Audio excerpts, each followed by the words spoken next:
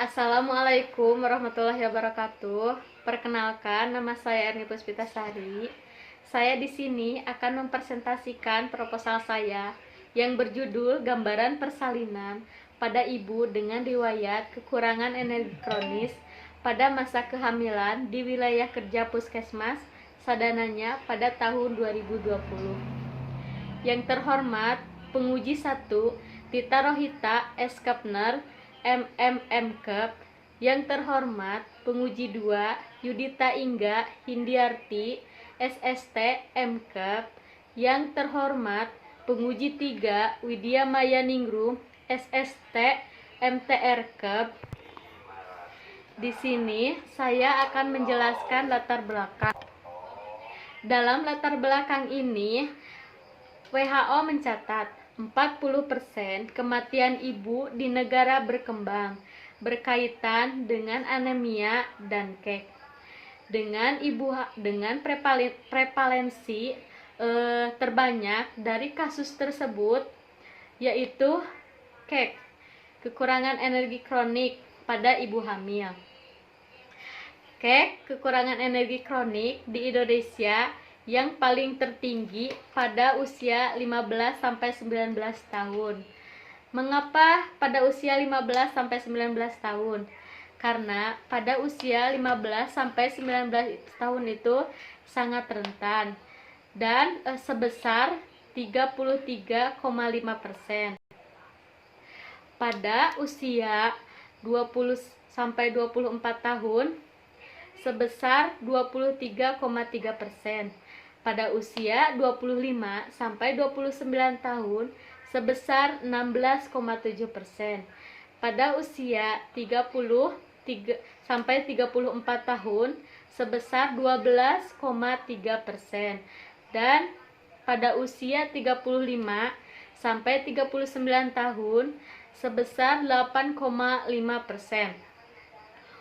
Pada usia 40-44 tahun sebesar 6,5%, dan pada usia 45-49 tahun sebesar 11,1%.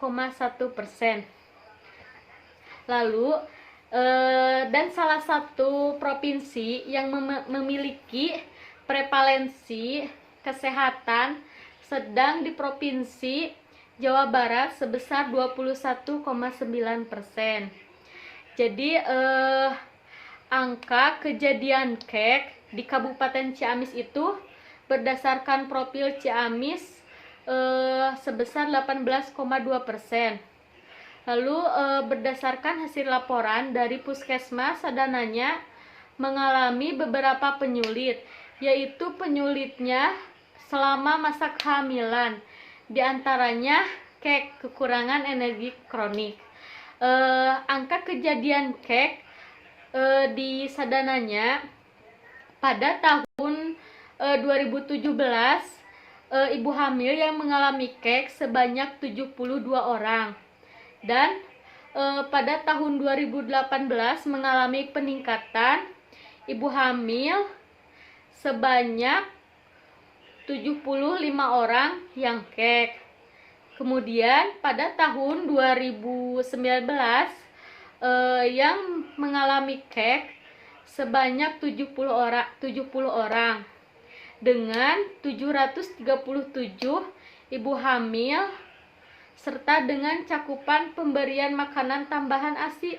Jadi sudah diberikan tambahan ASI 100%. Nah, di sini saya akan menjelaskan rumusan masalah yang saya ambil dalam latar belakang yaitu gambaran persalinan pada ibu dengan riwayat KEK pada masa kehamilan di wilayah kerja Puskesmas. Dan di sini ada tujuan umum dan tujuan khusus. Tujuan umum di sini mengetahui gambaran persalinan pada ibu dengan riwayat KEK ataupun kekurangan energi kronis. Dan di sini ada tujuan khusus. Tujuan khusus di sini mengetahui gambaran persalinan lama, persalinan sebelum waktunya, perdarahan pasca salin, dan persalinan dengan sesar. Di sini ada tinjauan pustaka. Tinjauan pustaka ini di sini ada ibu hamil dengan kek, etiologi, lalu penegakan diagnosa ibu hamil, dan penata laksanaan ibu hamil, lalu dampaknya. Nah, di sini pada ibu hamil dengan kek, yaitu yang mempunyai ukuran lingkar lengan kurang dari 23. Lalu di sini ada tinjauan pustaka. Tinjauan pustaka ini yaitu ada ibu hamil dengan kek, etiologi, lalu penegakan diagnosa ibu hamil kek, lalu penata laksanaan dan dampaknya.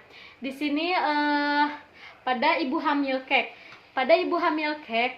yang mempunyai ukuran lingkar lengan kurang dari 23,5 cm, dan kek merupakan keadaan di mana ibu menderita kekurangan makanan yang mengakibatkan timbulnya gangguan kesehatan ibu. Dan di sini ada penyebab kek pada ibu hamil akibat dari ketidakseimbangan antara asupan ibu dan pemenuhan kebutuhan ibu. Lalu di sini ada penegakan diagnosis ibu hamil dengan kek. Jadi terjadinya kek bisa jadi dari faktor lingkungan, asupan zat gizi. Jadi setiap ibu hamil itu pastinya mempunyai risiko masalah gizi, terutama kek, yaitu kekurangan energi kronis. Jadi oleh karena itu ibu hamil harus menerima pelayanan antenatal. Biasanya selalu diberikan pelayanan oleh bidan setempat. Dan dampaknya di sini pada ibu bisa terjadi pada ibu dan pada janin. Dan pada ibu biasanya dampak pada ibu biasanya terjadi anemia, pendarahan, persalinan lama, dan persalinan dengan sesar. Biasanya itu berdampak pada ibunya. Lalu untuk berdampak pada janinnya, bisa juga janinnya terjadi keguguran, BBLR, dan asfiksia. Nah, lalu selanjutnya di sini ada kerangka teori. Kerangka teori yang ditulis di PowerPoint di sini yaitu kerangka teori yang saya ambil dan yang saya akan teliti. Yang pertama, persalinan lama. Yang kedua, persalinan sebelum waktunya. Yang ketiga, berat badan ibu tidak bertambah. Dan yang keempat, persalinan dengan sesar. Lalu selanjutnya di sini ada metode penelitian. Metode penelitian ini menggunakan deskriptif. Apa itu deskriptif? Jadi penelitian menggunakan deskriptif itu yaitu jenis penelitian yang dilakukan terhadap variabel yang diteliti tanpa membuat perbandingan. Jadi kita hanya menggambarkan dengan jenis penelitian yang akan ditelitinya. Lalu di sini ada populasi dan sampel. Populasi dan sampel ini yaitu populasi ini seluruh ibu bersalin dengan riwayat kek atau kekurangan energi kronis pada masa kehamilan. Jadi yang diambil populasi ini seluruh ibu bersalin yang dengan riwayat kek, berarti pada sampelnya sebanyak 70 orang ibu bersalin dengan riwayat kek. Lalu di sini ada teknik pengambilan sampel. Teknik pengambilan sampel ini adalah metode simple random sampling, yaitu metode pengambilan pada populasi dengan karakteristik yang berbeda. Dan selanjutnya di sini ada variabel penelitian. Variabel penelitian ini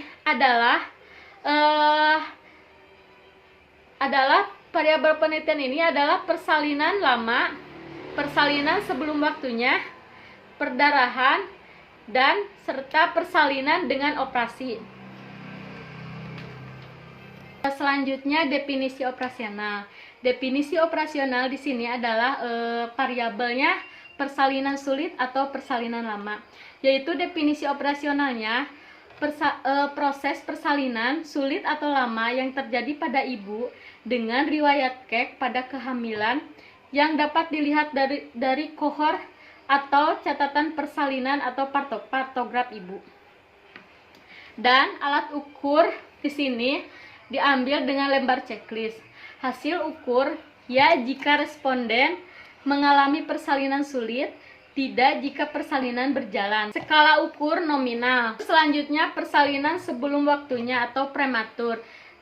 Definisi operasionalnya adalah proses persalinan kurang dari 37 minggu yang terjadi pada ibu dengan riwayat KEK pada kehamilan yang dilihat dari kohor dan catatan persalinan atau partograf. Alat ukurnya lembar checklist dan hasil ukurnya ya jika responden mengalami persalinan, tidak jika persalinan berjalan normal. Lalu hasil ukurnya ya jika responden mengalami persalinan prematur, tidak jika persalinan berjalan normal. Dan skala ukurnya nominal. Lalu yang ketiga ada perdarahan setelah persalinan. Dalam perdarahan persalinan, definisi operasionalnya adalah proses perdarahan setelah persalinan yang terjadi pada ibu dengan riwayat KEK pada kehamilan yang dilihat dari kohor ibu dan partograf ibu. Untuk alat ukurnya lembar checklist. Hasil ukurnya yang pertama bisa retensio plasenta atau nia uteri, ruptur perineum, dan selanjutnya persalinan dengan operasi. Definisi operasionalnya adalah proses persalinan dengan sesar pada ibu dengan riwayat KEK pada kehamilan yang dilihat dari kohor ibu dan partograf. Alat ukurnya lembar checklist. Hasil ukurnya ya jika responden menjadi proses persalinan dengan sesar, tidak jika persalinan berjalan normal. Untuk skala ukurnya nominal. Lalu selanjutnya instrumen penelitian. Instrumen penelitian ini yang digunakan untuk pengambilan data adalah dari kohor ibu dan partograf ibu bersalin. Jadi untuk pengambilan datanya bisa dari kohor ibu atau bisa dari kohor ibu dan dari partograf ibu bersalin. Teknik pengumpulan data. Selanjutnya teknik pengumpulan data. Jadi teknik pengumpulan data itu menggunakan data sekunder dari koordinasi dengan pihak puskesmas. Jadi kita melakukan koordinasi dengan pihak puskesmasnya. Terus di sini ada analisa data. Analisa data ini menggunakan secara univariat, yaitu univariat yang dilakukan terhadap tiap variabel dan hasil penelitian. Lalu tempat dan waktu penelitian ini dilakukan di Puskesmas Sadananya Kabupaten Ciamis pada bulan Mei tahun 2020. Cukup sekian dan terima kasih presentasi proposal saya. Mohon maaf bila ada kesalahan. Wabillahi taufiq wal hidayah. Wassalamualaikum warahmatullahi wabarakatuh.